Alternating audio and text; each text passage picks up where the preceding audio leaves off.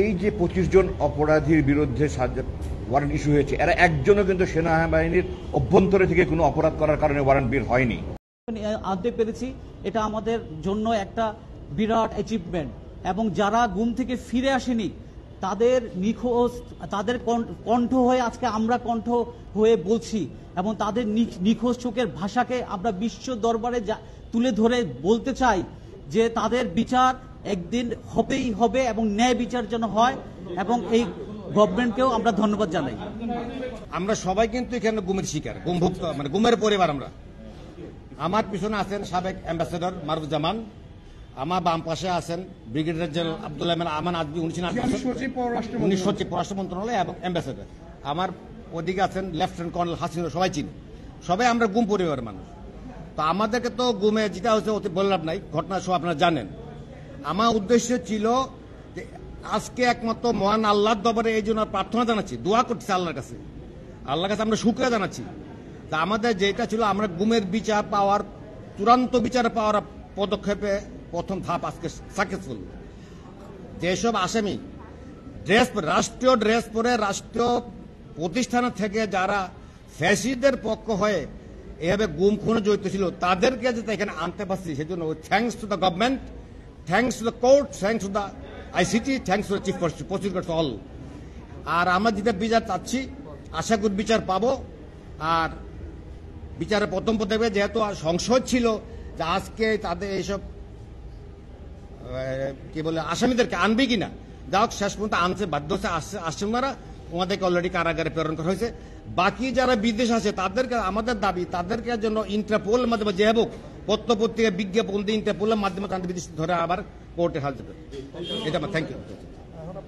একটু শুধু বলি, সেনাবাহিনীর গৌরবময় ইতিহাস আমাদের জানা, কিন্তু সেনাবাহিনীর গৌরবময় ইতিহাস, সেনাবাহিনী দেশের সংকটকালে সবসময় পাশে ছিল।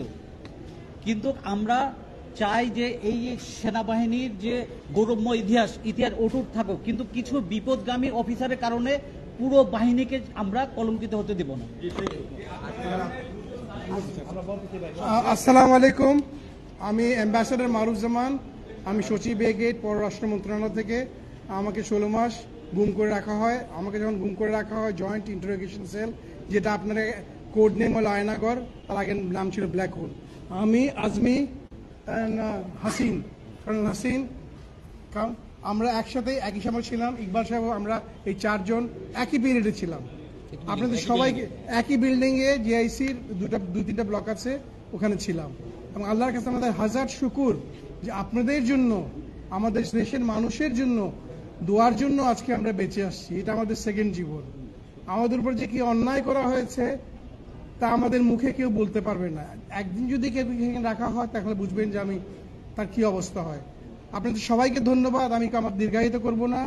এবং আজকে যে আমি এই দিনটা দেখতে পেরেছি আমরা, এটা আপনাদের জন্য এবং বাংলাদেশ জনগণের প্রেশারের জন্য, যে কিছু দুর্বৃত্ত অফিসার আর্মির, আমি কিন্তু সেনাবাহিনীর, উনিও সেনাবাহিনীর রিটায়ার্ড অফিসার। আর্মি এর জন্য দায়ী না। যে আর্মির বলে যে আর্মির খারাপ, এটা ভুল করছে।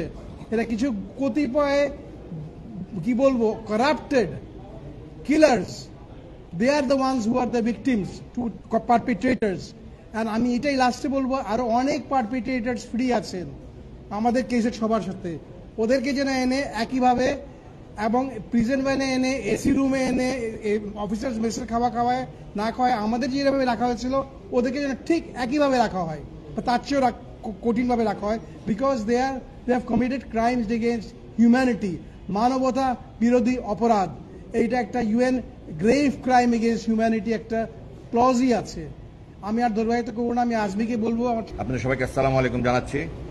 আমি প্রথমেই মহান আল্লাহর কাছে শুকরিয়া আদায় করছি যে আমি একজন ভিকটিম হিসাবে যারা জুলুম করেছে তাদেরকে আজকে তাদের সবাইকে না হলো তাদের একাংশকে আদালতে হাজির হয়েছে এবং তাদেরকে কারাগারে প্রেরণ করা হয়েছে।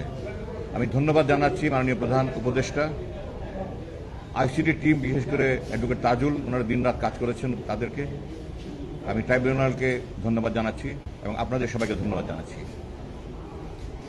আমি দুটা কথা বলতে চাই। প্রথম কথা হলো যে আমি এই মামলা প্রতিহিংসার জন্য করিনি। আমি প্রতিহিংসা পরায়ণ নয়, আমি জিজ্ঞাসা পরায়ণ নয়, আমার কোনো হিংসা নেই।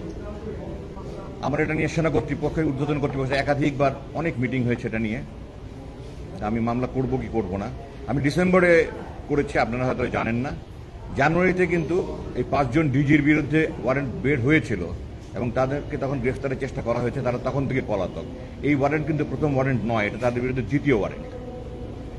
আমি মামলা করেছি শেষ পর্যন্ত এই কথা চিন্তা করে যে আমি দেশবাসীকে একটা মেসেজ দিতে চাই, যারা ভবিষ্যতে রাষ্ট্রপ্রধান, সরকার প্রধান হবে এবং বিভিন্ন বাহিনীর প্রধান হবে, তাদের কাছে আমি মেসেজ দিতে চাই যে অন্যায় করে, জুলুম করে, মানুষের অধিকার লঙ্ঘন করে কেউ পার পেতে পারে না।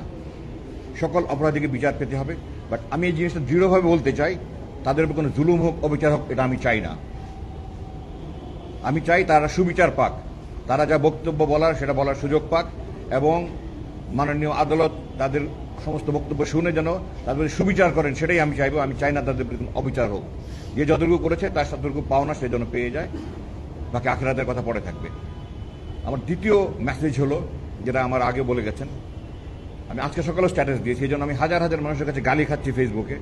আমি সেনাবাহিনীকে কেন ডিফেন্ড করতে চাই। এই যে 25 জন অপরাধীর বিরুদ্ধে ওয়ারেন্ট ইস্যু হয়েছে, এরা একজনও কিন্তু সেনাবাহিনীর অভ্যন্তরে থেকে কোনো অপরাধ করার কারণে ওয়ারেন্ট বের হয়নি। তারা সেনাবাহিনীর বাইরে এসে, সেনাপ্রধানের নিয়ন্ত্রণের বাইরে এসে তারা এগুলি করেছে। এবং এই সংখ্যাটা কিন্তু সেনাবাহিনীর 1000 ভাগের 1 ভাগও নয়। একটা প্রতিষ্ঠানের 999 জন ভালো আর একজন খারাপ, তার জন্য পুরো বাহিনীকে বদনাম রটানো, কুৎসা রটানোর কিন্তু কোনো দেশপ্রেমিকের কাজ নয়। আপনাদের মনে রাখতে হবে যে, আপনাদের মাধ্যমে দেশবাসীকে জানাতে চাই, এই সেনাবাহিনী জাতির সাথে সবসময় ছিল, জাতির পাশে ছিল। 5ই আগস্ট বিপ্লব কতটা কি হতো যদি সেনাবাহিনী পাশে না থাকতো, ভয়াবহ চিন্তা করা যায় না। সেনাবাহিনী যে দেশের স্বাধীনতা, সার্বভৌমত্ব, অখণ্ডতা, সংহতি, ঐক্যের প্রতীক, এটাকে বিতর্কিত করা মানে আমরা আমাদের নিজেকে ক্ষতি করছি। ভারতের এজেন্ডা তারা আমাদের সেনাবাহিনীর জনগণ মুখোমুখি করতে চায়। আমরা যদি নিজেরা, এই দেশের জনগণ যদি সেনাবাহিনীর মুখোমুখি হয়, এই অসাধু, এই দুর্নীতিপরায়ণ কিছু অফিসারের জন্য দেশের ক্ষতি হবে, আমার আপনার ক্ষতি হবে। আপনারা দয়া করে সেনাবাহিনীকে গালি দিবেন না, সমস্ত অপরাধীকে গালি দেন। আমি দিচ্ছি, আমি মামলা করেছি। আমি সেনা কর্তৃপক্ষকে ধন্যবাদ জানাতে চাই যে তারা এই আইনি প্রক্রিয়া যেন সহজভাবে, সুন্দরভাবে চলতে পারে, এই জন্য সহায়তা করছে। জেনারেল বাকা সহ সেনা কর্তৃপক্ষ যারা সংশ্লিষ্ট আছে সবাইকে ধন্যবাদ জানাতে। যারা এখনো ধৃত হয়নি, ধরা যায়নি, তাদের আনার ব্যাপারে পূর্বে বলা হয়েছে। আমি আবার বলছি, সবাইকে আইনের মুখোমুখি করা উচিত। যারা পলাতক আছে তাদের বিরুদ্ধে ইন্টারপোলের মাধ্যমে তাদেরকে এনে বিচারের মুখোমুখি করা হোক। আমি চাই দেশবাসী যেন ভবিষ্যতে আর কোনো স্বৈরাচার না দেখে, দেশবাসী যেন আর ভবিষ্যতে কোনো খুনি জেনারেল জিয়া, খুনি জেনারেল মুজিব না দেখে। আমরা যেন সবাই এক স্বাধীনতা, সার্বভৌমত্ব, অখণ্ডতা রক্ষার জন্য একসাথে থাকতে পারি এবং সুখী, শান্তিপূর্ণ, সমৃদ্ধ বাংলাদেশ গড়ে তুলতে পারি। এই কামনা করে আমি শেষ করছি। আপনাদের সবাইকে ধন্যবাদ। আসসালামু আলাইকুম। জি, একটা প্রশ্ন এসেছে এখানে যে তারা সার্ভিসে থাকবে কিনা। এটা আইনের ব্যাপারে, এটা আইনের ব্যাখ্যা ট্রাইব্যুনাল যারা প্রসিকিউটর আছে ওনারা দিতে পারবেন। আমি আইনজ্ঞ নই, আমি আইনজীবী নই, আইনের ব্যাপারে আমি পারদর্শী নই। তবে আমি যতটুকু বুঝেছি, এটা একটা নতুন অ্যামেন্ডমেন্ট হয়েছে, এটা থার্ড অ্যামেন্ডমেন্ট একটা হয়েছে।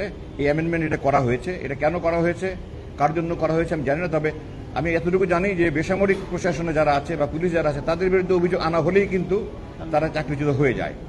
তো আইন যদি একটা দেশে থাকে তাহলে এটা শুধু বেসামরিকের জন্য, সামরিকের জন্য আলাদা হতে পারে না, একই ধরনের অপরাধের জন্য। তো